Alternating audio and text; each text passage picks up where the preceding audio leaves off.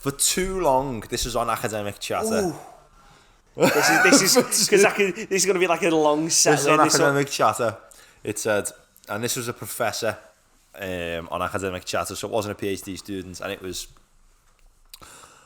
for too long, the essence of what makes us human, our empathy, values, emotions, have been dismissed.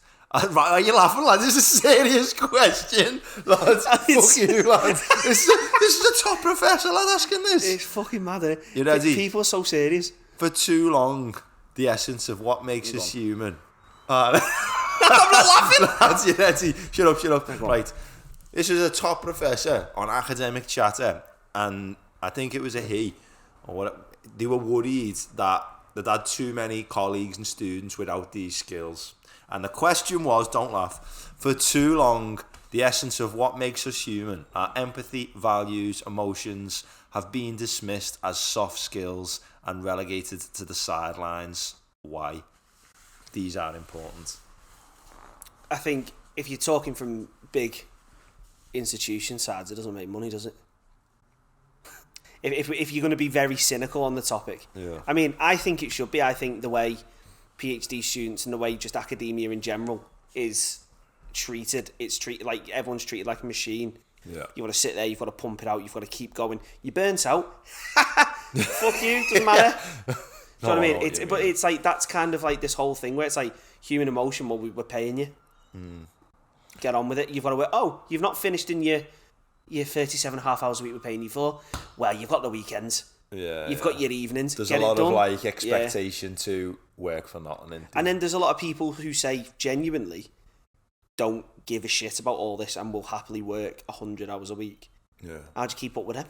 Yeah, and I think there's this whole it's crazy. It's a crazy space. I think as well, I'm not sure if it was quite, it's a loose question, but I don't know if they're getting at like when you're trying to hire someone or you're looking for a colleague, maybe if you just look at what is the academic Their record, numbers.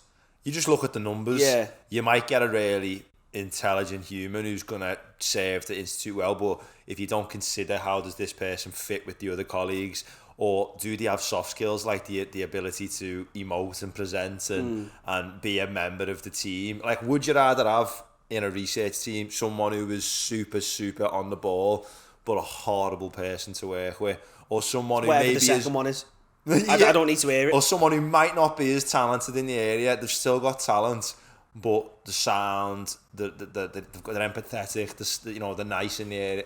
I don't know if they're getting at that, but I think they're trying to say like those skills are disregarded in academia and we forget who the true person is behind the research, and they stand for a lot, you know what I mean? And so the question was specifically why they disregard. Why they disregard? And I think there are people in interviews. Maybe they do, but I'm not sure everyone looks at like the rounded character. I've been in interviews where it's very emotionless. It's very. There's no questions about it's you. very this, and then I've been in an interview where I walked in. They read like me. It was after undergrad actually. I walked in. I'd done my undergrad project on like forecasting and like betting and stuff. I remember that. Yeah, it was a sick project though. And then that's all the interview was, and I got the job because we had a conversation for an hour, just talking about.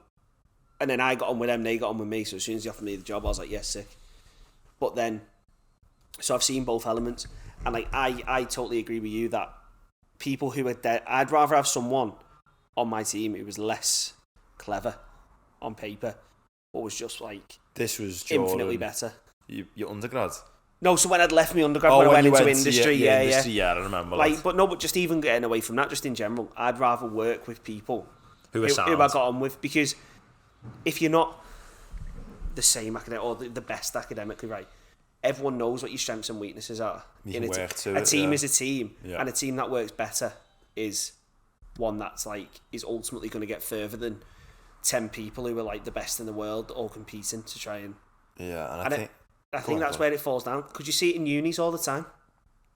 The emotion comes out of it. There's no like camaraderie. It's cold, yeah. Especially since COVID, it's gone cold. It's cold, and teams will argue with each other because it's I want this, I'm doing this, I want my name this, I want this here, this. There's no collaboration, and if there is, it's all with like selfish intent. So I think it has been neglected. Why? Again, going back to my first statement, I think because it's not efficient.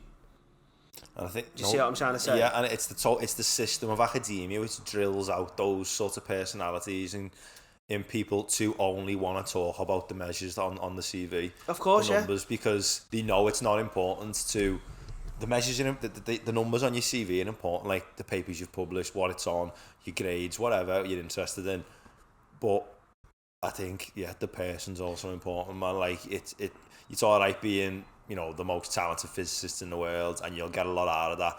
But I think there's a lot to be said for someone who can integrate with a team and be a worthy member of a team. Of course. And like I'm gonna go back just to reiterate the point what I said. Like when I said it's inefficient, I don't necessarily believe that's wrong. So it's like, whoa, motorbike. Yeah, very loud. Very loud. Excuse me, mate. Lads. I'm recording a podcast here.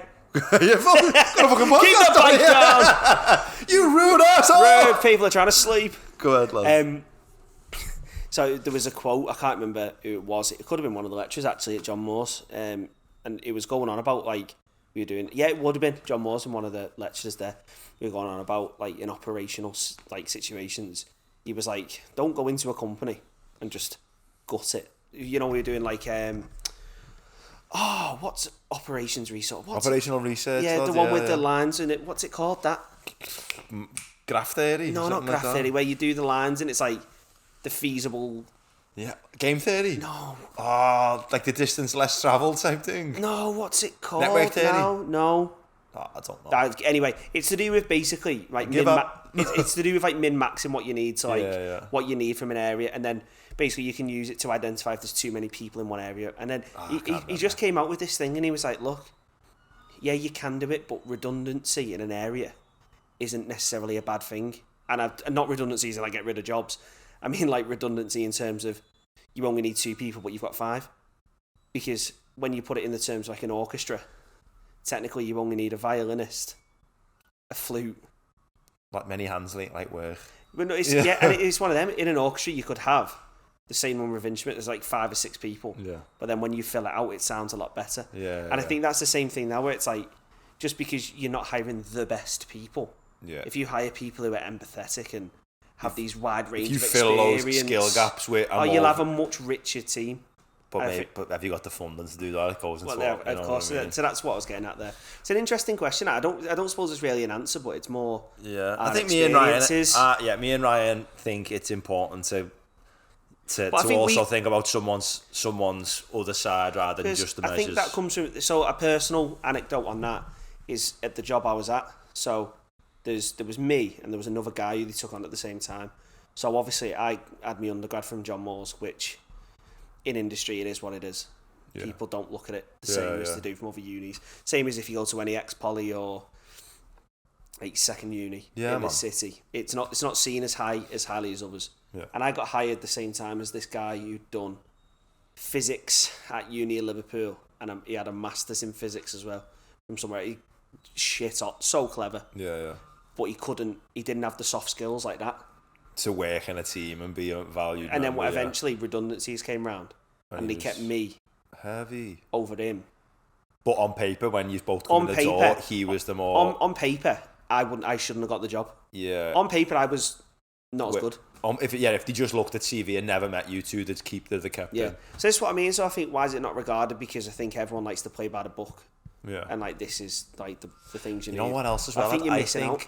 The higher you go academically in these institutions, the less those soft skills are there. Or they were called soft skills. This person thinks they're not. But we both went to a polytech to do our undergraduate degrees, and because the standard to get in that university isn't quite as high, I think you pick up more rounded people. Of course you do. You don't pick up like the intellectual, like people monsters but sometimes those intellectual monsters, they're missing parts of a character which would be valuable in teams at John Moore's, there was just a lot of sound people who they might not have always been the most academically gifted, but they'll get on in life they'll get on in research because there's more to them than just a measure on the CV. They've got personal skills. They can just persevere and they can get through it. But yeah, it's a good question, that, because I think it is something that's missing. Not just even in academia, I think just in general. In life, man.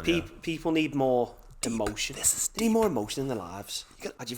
Sorry, you know that last one? You know that last one about empathy and that? There was another bit to that. Fuck off, we can't go back to a question. We're not going back to it, but it said, yet these capacities drive everything: culture, engagement, leadership, innovation, collaboration. The soft skills that are disregarded. Well, essentially, we got to that on our own. Right.